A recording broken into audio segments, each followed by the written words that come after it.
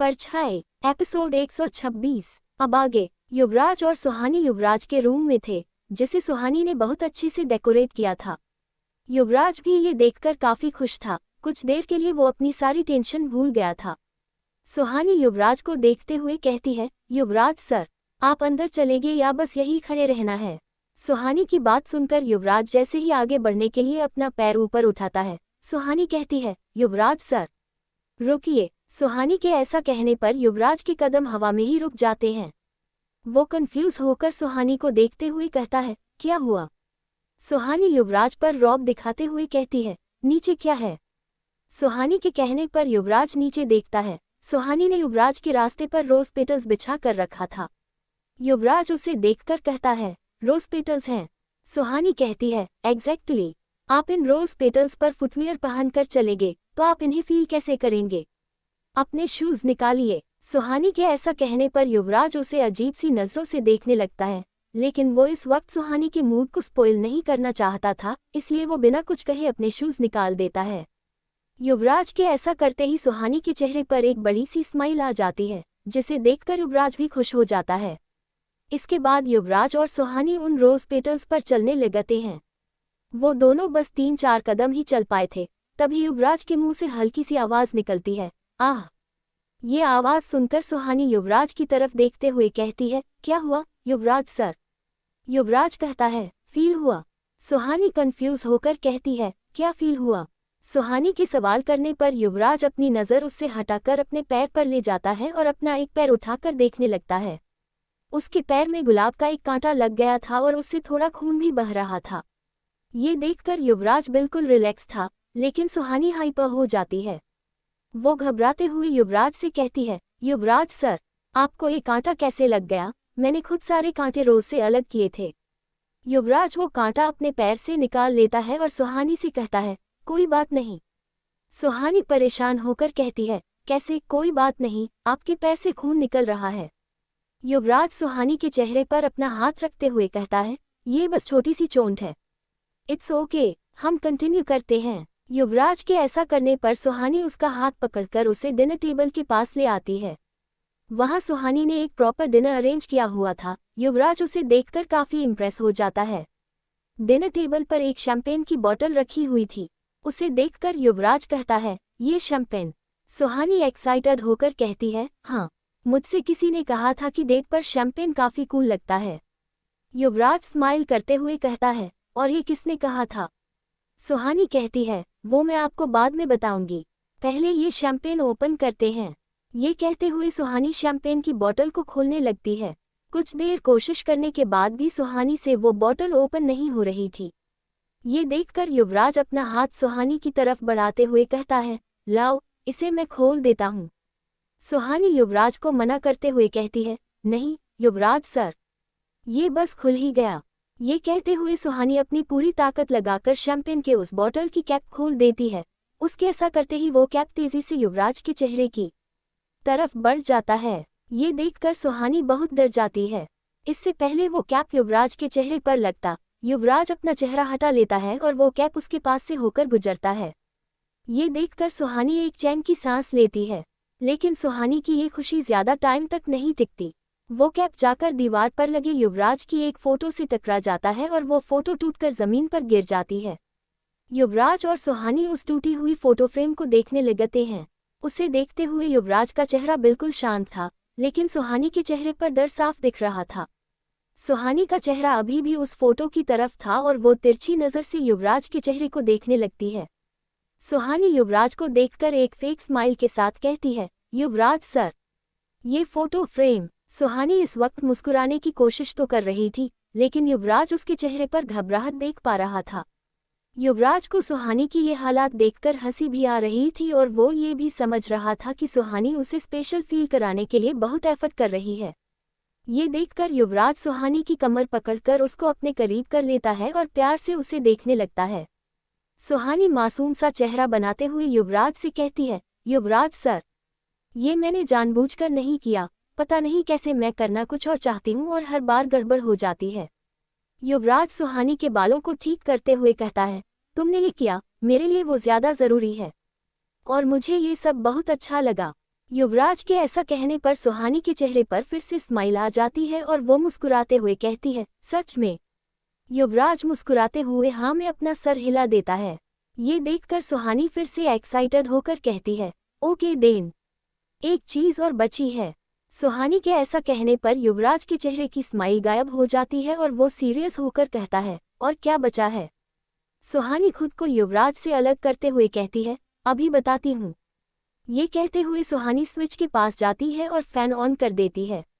सुहानी के fan on करते ही ऊपर से रोज पेटल्स नीचे युवराज पर गिरने लगते हैं। युवराज ये देखकर बहुत खुश हो जाता है। वो सुहानी को फिर से अपने करीब खींचकर उसके फोरहेड पर एक किस करते हुए उसे हक कर लेता है। सुहानी भी फाइनली ये सोचकर खुश हो जाती है कि कम से कम उसका एक प्लान तो अच्छे से एग्जीक्यूट हुआ। तभी युवराज की फिर से आवाज़ आती है, आउच। ये आवाज़ सुनकर सुहानी के चेहरे की स्माइल फिर से चली जाती है और वो युवराज से अलग होकर कहती है, अब क्या हुआ? युवराज अपना एक आंख पकड़कर इधर उधर चलते हुए कहता है, मेरे आंख में कुछ चला गया। सुहानी भी युवराज के पीछे पीछे जाते हुए कहती है, I am so sorry Yuvraj sir, आज कुछ भी ठीक क्यों नहीं हो रहा है? मुझे दिखाए, मैं देखती हूँ। युवराज अपनी एक आंख पर हाथ रखकर पूरे रूम में चल रहा था और सुहानी परेशान होकर उसके पीछे पीछे चल रही थी, लेकिन युवराज उसकी पकड़ में नहीं आ रहा था। इसके बाद सुहानी युवराज को पकड़कर कहती है, युवराज सर, आप चुपचाप यहाँ रुकिए और अपनी आंख से अपना हाथ हटाइए। सुहानी के ऐसा कहने पर युवराज अपनी आंख से हाथ हटा देता है और सुहानी देखती है कि उसकी आंखों में कुछ भी नहीं गया था। युवराज बस सुहानी को परेशान कर रहा था। सुहानी गुस्से से युवराज के चेहरे को देखती है जो इस वक्त उसे देखकर हंस रहा था। सुहानी को अब युवराज पर गुस्सा आने लगता है। ये देखकर युवराज फिर से सुहानी को अपने करीब करते हुए कहता है, ओके सॉरी। सुहानी चिढ़ते हुए कहती है, आपको मेरी फीलिंग्स की कोई कद्र ही नहीं है। आपको पता है कितनी मेहनत से मैंने ये सब अरेंज किया है।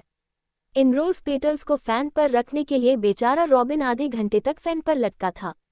सुहानी की बातें सुनकर युवराज और भी ज्यादा हंसने लगता है। कुछ देर बाद वो अपनी हंसी कंट्रोल करते हुए कहता है, मैंने कहा ना, आई एम सॉरी।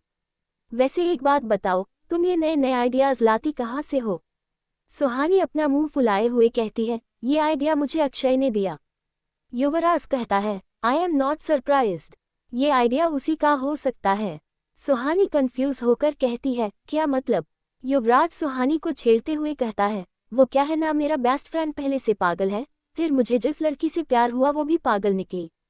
मेरी मेंटल स्टेबिलिटी ज्यादा दिनों की मेहमान नहीं है। युवराज की बात सुनकर सुहानी गुस्सा होकर युवराज से दूर जाने लगती है, लेकिन युवराज उसे और कसकर पकड़ते हुए कहता है, अब तुम्हें और गुस्सा करना है या हम दिन करें? युवराज की बात सुनकर सुहानी कुछ सोचते हुए कहती है, बस एक लास्ट काम बचा है। युवराज कहता है, क्या? सुहानी दीवार की तरफ इशारा करते हुए कहती है, वहां देखिए। युवराज क्यूरियस होकर दीवार की तरफ देखता है। युवराज जैसे ही वहां देखता है तो सुहानी युवराज के गाल पर किस कर देती है। सुहानी के किस करते ही युवराज के चेहरे पर चमक आ जाती है और वो सुहानी को देखते हुए कहता है, ये भी अक्षय का आइडिया था? सुहानी ना में सर हिलाते हुए कहती है, नहीं, ये मेरा आइडिया है। युवराज सुहानी की आंखों में देखते हुए कहता है, ये बेस्ट था। ये कहकर युवराज फिर से सुहानी को हक कर लेता है। रात के 10 बज रहे थे। आज भी अर्नव को ऑफिस से आने में देर हो गई थी और समायरा लिविंग एरिया में उसका वेट कर रही थी। तभी दरवाज़ा खुलता है और अर्नव घर के अंदर आ जाता है। घर आते ही उसकी नज़र लिविंग एरिया पर बैठी समायरा पर जाती है। आज वो बहुत खुश था क्योंकि अब उसे यकीन हो गया था कि युवराज और समायरा के बीच कुछ नहीं है। वो स्माइल करते हुए समायरा के पास आता है जो काउच पर बैठे हुए उसे बिना किसी एक्सप्रेशन के देख रही थी। अर्नव समायरा के पास आते ही कहता है, तुम यहाँ क्या कर रही हो? समायरा अर्नव से अपनी नज़रें हटाते हुए कहती है, कुछ नहीं। अर्नव कहता है, तुमने डिनर किया? समायरा कहती है, नहीं, तुमने किया? समायरा के इस सवाल से ही अर्नव बहुत खुश हो जाता है। वो समायरा से कहता है, तुमने अभी तक डिनर क्यों नहीं किया? समायरा कहती है, मुझे भूख नहीं लगी थी। अर्नव समायरा को समझने की कोशिश करते हुए आगे कहता है, और अब? समायरा कुछ नहीं कहती, वो बस हमें अपना सर हिला देती है। समायरा के जवाब से अर्नव के चेहरे पर एक बड़ी सी स्माइल आ जाती है। वो समायरा को ही देखते हुए सोचने लगता है, क्या समायरा मेरा वेट कर रही थी? ये सवाल ही अर्नव को खुश करने के लिए काफ़ी था। वो समायरा से कहता है, तुम बस 2 मिनट रुको, मैं अभी चेंज करके आता हूँ। अर्नव की बात सुनकर समायरा हाँ में अपना सर हिला देती है और अर्नव वहाँ से चला जाता है। कुछ देर बाद अर्नव और समायरा डाइनिंग टेबल पर बैठे डिनर कर रहे थे। डिनर करते हुए अर्नव बीच बीच में तिरछी नज़र से समायरा को देख रहा था। समायरा की नज़र खाने पर ही थी, लेकिन वो खुद पर अर्नव की नज़र महसूस कर पा रही थी। अर्नव समायरा से बातें करना चाहता था, लेकिन उन दोनों के बीच सबसे बड़ी प्रॉब्लम ही ये थी कि उनके पास बातें करने के लिए टॉपिक ही नहीं होता था। कुछ देर सोचने के बाद अर्नव कहता है, समायरा, क्या मैं तुमसे एक सवाल कर सकता हूँ? समायरा अर्नव की तरफ देखे बिना ही कहती है, हम। अर्नव कहता है, तुम युवराज को कैसे जानती हो, और वो हमेशा तुम्हें प्रोटेक्ट क्यों करता है? अर्नव की बात सुनकर समायरा कोल्ड एक्सप्रेशन के साथ उसे देखने लगती है। ये देखकर अर्नव को लगता कि कहीं समायरा उसके उस सवाल से नाराज ना हो गई हो। वो अपनी बात करेक्ट करते हुए कहता है, अगर तुम मुझे नहीं बताना चाहती तो कोई बात नहीं। समायरा कहती है, तुम्हारे कहने का मतलब क्या है कि युवराज हमेशा मुझे प्रोटेक्ट करता है? अर्नव कुछ याद करते हुए कहता है, जब भी तुम पर अटैक हुआ था, युवराज हमेशा हॉस्पिटल में तुम्हारी सिक्योरिटी को लेकर बहुत अलर्ट रहता था। जब तुम कोमा में गई थी, तब युवराज का स्टाफ ही तुम्हें हॉस्पिटल लेकर आया था, और एक बार जब कोई औरत तुम्हें मारने के लिए हॉस्पिटल आई थी, तब युवराज ने तुम्हें बचाया था। समायरा कंफ्यूज होकर कहती है, क्या कोई औरत मुझे हॉस्पिटल में मारने आई थी? समायरा के ये सवाल करने पर अर्नव उसे उस दिन के बारे में सारी बातें बता देता है, जब रक्षा हॉस्पिटल में समायरा को मारने आई थी। समायरा को सारी कहानी तो समझ आ रही थी, लेकिन उसे ये नहीं पता था कि वो औरत और कोई नहीं बल्कि उसकी माँ रक्षा है। पूरी बात सुनकर समायरा कहती है, क्या तुम जानते हो कि वो औरत कौन थी? अर्नव कहता है, नहीं, मैंने उस औरत को पहले कभी इस शहर में नहीं देखा था, लेकिन शायद युवराज जानता है कि वो कौन है। मैंने देखा तो नहीं, लेकिन मुझे लगता है कि उस दिन युवराज ने ही तुम्हें उस औरत से बचाया था। ये सुनकर समायरा सोच में पड़ जाती है, क्या अर्नव सच कह रहा है?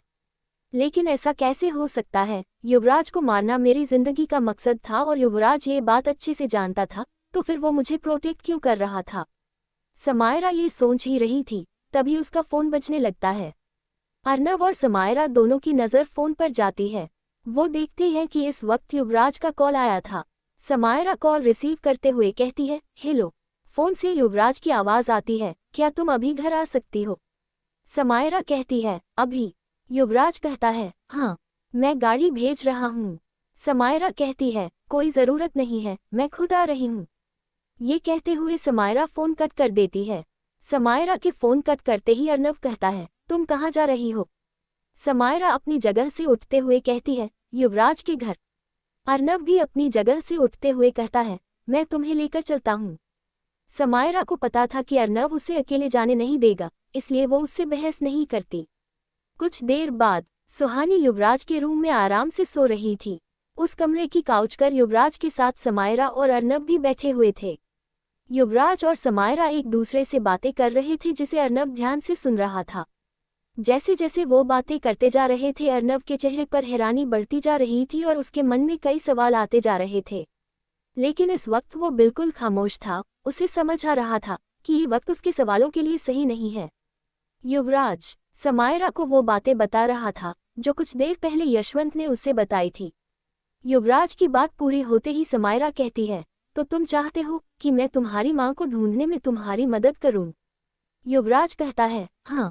समायरा कहती है, लेकिन हम ये करेंगे कैसे? जैसा कि तुम्हारे डैड ने कहा कि वो तांत्रिक तुम्हारी माँ को 26 साल पहले लेकर गई थी, इतने सालों बाद हम उन्हें कहाँ ढूंढेंगे? युवराज सीरियस होकर कहता है, वहीं जहाँ हमें वो आखिरी कलश मिलेगा, उस विशिंग वेल में। आगे की स्टोरी अगले एपिसोड में।